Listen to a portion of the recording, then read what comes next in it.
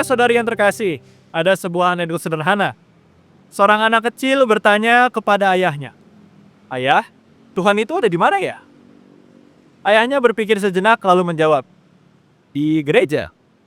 Anak itu mengangguk lalu bertanya lagi, "Kalau begitu, waktu gereja ditutup, Tuhan pulang kemana?" Pertanyaan itu terdengar polos, bahkan lucu. Tapi diam-diam pertanyaan itu menyentuh sesuatu yang sangat dalam. Di mana sebenarnya Allah tinggal? Pertanyaan itu juga yang menjadi benang merah dan bacaan pertama dan bacaan Injil hari esok. Dalam bacaan pertama dari satu raja-raja, kita mendengar doa Salomo saat meresmikan bait Allah. Bait itu megah, indah, hasil karya terbaik manusia. Namun justru di tengah kemegahan itu, Salomo berkata dengan rendah hati, "Masakan Allah sungguh-sungguh diam di bumi? Langit, bahkan langit yang mengatasi segala langit pun tidak dapat memuat Engkau." Ini menarik. Salomo membangun sebuah rumah bagi Tuhan, tetapi ia sadar Allah tidak pernah benar-benar bisa dikurung di dalam bangunan. Bait Allah bukan tempat Allah di penjara, melainkan tempat manusia belajar mengarahkan hati kepadanya.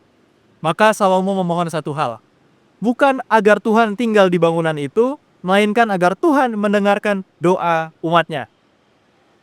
Dengan kata lain, yang penting bukan gedungnya, melainkan relasi. Bukan kemegahannya, melainkan hati yang tinggal pada Allah. Lalu bacaan Injil dari Markus membawa kita selangkah lebih jauh. Yesus berhadapan dengan orang-orang Farisi dan ahli Taurat. Orang-orang yang sangat fasih berbicara tentang Allah, sangat setia menjaga tradisi, sangat rapi dalam urusan ritual. Namun Yesus mengutip Nabi Yesaya dengan kalimat yang tajam. "Bangsa ini memuliakan aku dengan bibirnya, tetapi hatinya jauh dari aku." Di sini kontrasnya menjadi jelas.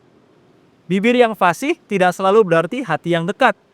Tradisi yang dijaga dengan sempurna bisa saja tidak menjadi ruang tinggal bagi Allah, melainkan hanya kebiasaan kosong.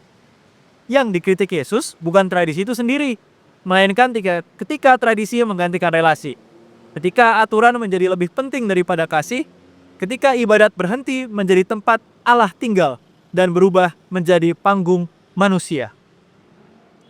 Saudara-saudari, kedua bacaan ini seolah bertanya kepada kita, di mana Allah tinggal dalam hidup kita? Apakah Allah tinggal hanya di kata-kata doa yang kita ucapkan dengan lancar?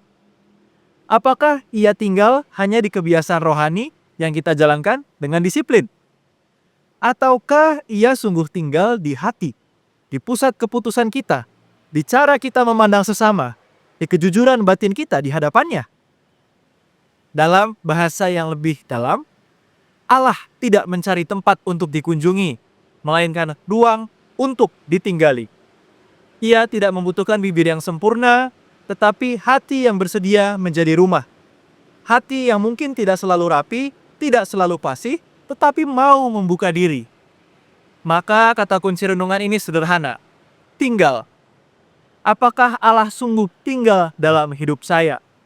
Ataukah Ia hanya saya undang sesekali, lalu saya persilakan pergi lagi? Semoga melalui bacaan pertama dan bacaan Injil esok hari, kita belajar bahwa iman bukan terutama soal bagaimana kita berbicara tentang Allah, melainkan di mana Allah tinggal dalam diri kita. Tuhan Yesus memberkati.